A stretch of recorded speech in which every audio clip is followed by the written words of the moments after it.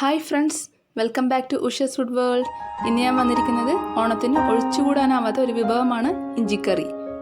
അതിൻ്റെ റെസിപ്പിയുമായാണ് ഞാൻ ഇന്ന് വന്നിരിക്കുന്നത്. ഇതിനു മുന്നേ ഓണം റെസിപ്പികളായിട്ട് കട്ടിപ്പരിപ്പും സാമ്പാറും ഞാൻ ചെയ്തിട്ടുണ്ടായിരുന്നു. അത് കാണാത്തവർക്കായി ലിങ്ക് ഞാൻ താഴെ കൊടുക്കുന്നുണ്ട്. ഇനി നമുക്ക് ഇഞ്ചിക്കറി ഉണ്ടാക്കി തുടങ്ങാം. ഇവിടെ ചെറിയൊരു എഡിറ്റിംഗ് മിസ്റ്റേക്ക് വന്നിട്ടുണ്ട്, അതുകൊണ്ട് എഴുതിയതിൽ ചെറിയൊരു വ്യത്യാസമുണ്ട്. ഞാനിവിടെ 1 കപ്പ് തേങ്ങയാണ് എടുത്തിട്ടുള്ളത്, 1 വെളുത്തുള്ളി, 3 ഉള്ളി വട്ടത്തിലരിഞ്ഞത്, 3 കുരുമുളക്,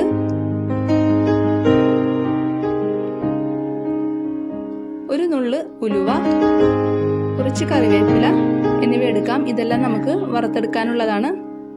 അതിനുശേഷം ഇതിലേക്ക് ഇടാനുള്ള കുറച്ച് പൊടികളും കൂടി എടുക്കാം.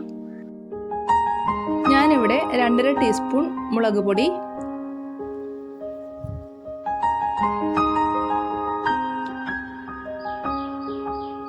3 ടീസ്പൂൺ മല്ലിപ്പൊടി,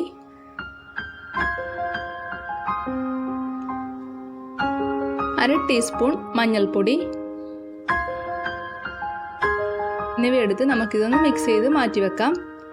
അതിനുശേഷം ചീനച്ചട്ടിയിൽ കുറച്ച് എണ്ണ ഒഴിച്ച് ചൂടാക്കിയതിന് ശേഷം നേരത്തെ റെഡിയാക്കി വെച്ചിരിക്കുന്ന തേങ്ങയുടെ മിക്സ് ഇതിലേക്ക് ചേർത്ത് നമുക്കിതൊന്ന് ഇളക്കി കൊടുക്കണം. ഞാനിവിടെ ചീനച്ചട്ടിയാണ് എടുത്തിട്ടുള്ളത്. നിങ്ങൾക്ക് ഏത് പാത്രത്തിൽ വേണമെങ്കിലും ഇത് റെഡിയാക്കി എടുക്കാവുന്നേ ഉള്ളൂ. മീഡിയം ഫ്ലെയിമിലിട്ട് നമുക്കിതൊന്ന് ഇളക്കി കൊടുക്കണം. ഏകദേശം ഈ ഒരു ബ്രൗൺ കളർ ആവുന്നതുവരെ നമുക്കിതൊന്ന് ഇളക്കി കൊടുക്കാം.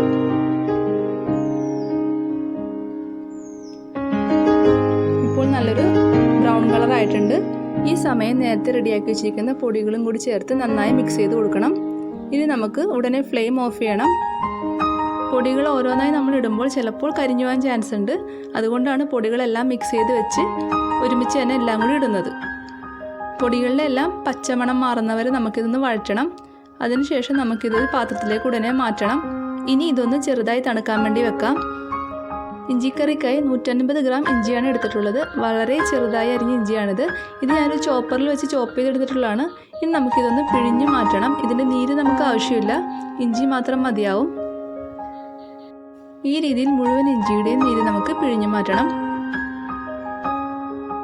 ഈ ഇഞ്ചി നീര് നമുക്ക് കളയേണ്ട ആവശ്യമില്ല. ഇതുപയോഗിച്ച് നമുക്ക് ജിഞ്ചർ ടീയോ ഉണ്ടാക്കാം. അതല്ലെങ്കിൽ നാരങ്ങ വെള്ളം പിഴിയുമ്പോൾ നാരങ്ങ വെള്ളത്തിലിട്ടാൽ നല്ല ടേസ്റ്റ് തന്നെ ആയിരിക്കും.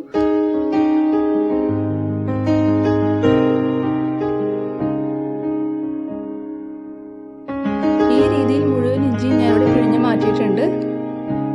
ഇനി നമുക്കൊരു ചീനച്ചട്ടിയിൽ വെളിച്ചെണ്ണ ചൂടാക്കിയതിന് ശേഷം ഇതിലേക്ക് ഇഞ്ചി ഇട്ട് കൊടുക്കണം. അതിനുശേഷം ഇത് നന്നായി വഴറ്റി കൊടുക്കണം. ഇഞ്ചി നല്ലോണം മൊരിഞ്ഞു വന്നത് വരെ നമുക്കിത് വഴറ്റണം. നല്ല ഗോൾഡൻ കളർ ആവുന്നതുവരെ നമുക്ക് ഇഞ്ചി വഴറ്റി കൊടുക്കാം. മീഡിയം ഫ്ലെയിമിലിട്ട് വേണം ഇത് വഴറ്റി കൊടുക്കാൻ. ഇനി ഇതിലേക്ക് 2 പച്ചമുളക് ചേർത്ത് കൊടുക്കുന്നുണ്ട്. പച്ചമുളക് ഞാൻ നെടുകിനെ 2ആയി കീറിയിട്ടുള്ളതാണ്. ഇഞ്ചി നന്നായി മൊരിഞ്ഞു വരുമ്പോഴേക്കും അതിൽ നിന്ന് എണ്ണ ഊറി വരും.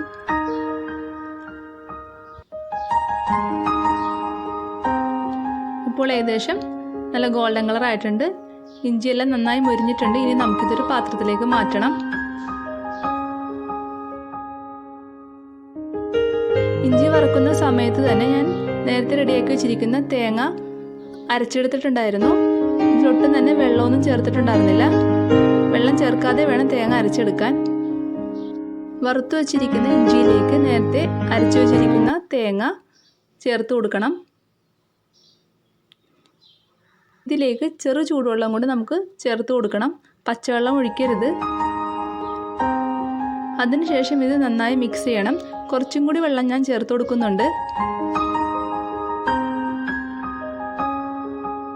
ആവശ്യത്തിന് വെള്ളം ഒഴിച്ചതിന് ശേഷം ഇതിലേക്ക് നമുക്ക് കുറച്ച് ഉപ്പ് ചേർത്ത് കൊടുക്കണം.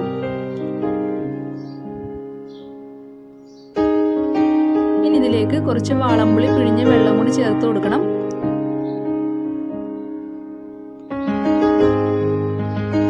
അതിനുശേഷം കുറച്ച് ശർക്കരയും കൂടി നമുക്ക് ചേർത്ത് കൊടുക്കണം. ഞാനിവിടെ 3 ടേബിൾ സ്പൂൺ ശർക്കരയാണ് ചേർത്തിട്ടുള്ളത്. ഉപ്പും വാളംപുളിയും ശർക്കരയും ചേർത്ത് കൊടുത്തതിന് ശേഷം നിങ്ങൾ ഇതിൻ്റെ ടേസ്റ്റ് നോക്കണം. എന്തെങ്കിലും കുറവുണ്ടെങ്കിൽ ഈ സമയം നമുക്ക് ചേർത്ത് കൊടുക്കാം. അതിനുശേഷം നന്നായി തിളപ്പിച്ച് ഇത് വറ്റിച്ചെടുക്കണം. ആവശ്യത്തിന് കുറുക്കാവുമ്പോഴേക്കും നമുക്കിത് ഓഫ് ചെയ്യാം. എനിക്കിപ്പോൾ ഏകദേശം ഈ പരുവം മതി. ഞാനിപ്പോൾ ഓഫ് ചെയ്യുകയാണ്. ഇനി ഇതിലേക്ക് കുറച്ച് ഉള്ളി താളിച്ചിടണം. അതിനായി നമുക്ക് കുറച്ച് വെളിച്ചെണ്ണ ഒരു പാത്രത്തിൽ ചൂടാക്കാം. ഇതിലേക്ക് കുറച്ച് കടുക് ചേർത്ത് കൊടുക്കണം. ഞാൻ 3/4 ടീസ്പൂൺ കടുകാണ് ഇവിടെ ചേർത്ത് കൊടുക്കുന്നത്.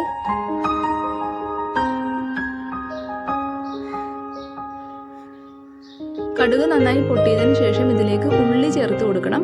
ഞാൻ 3 ഉള്ളി വട്ടത്തിൽ അരിഞ്ഞതാണ് ഇതിലേക്ക് ചേർത്ത് കൊടുക്കുന്നത്. അതിനുശേഷം കുറച്ച് കറിവേപ്പില, 3 വറ്റൽമുളക് എന്നിവ ചേർത്ത് നമുക്ക് നന്നായി ഇത് വഴറ്റിയെടുക്കണം.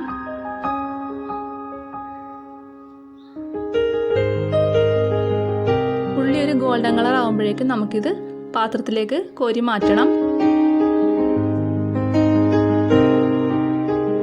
നമ്മുടെ ഓണം സ്പെഷ്യൽ ഇഞ്ചിക്കറി ഇവിടെ റെഡി ആയിട്ടുണ്ട്.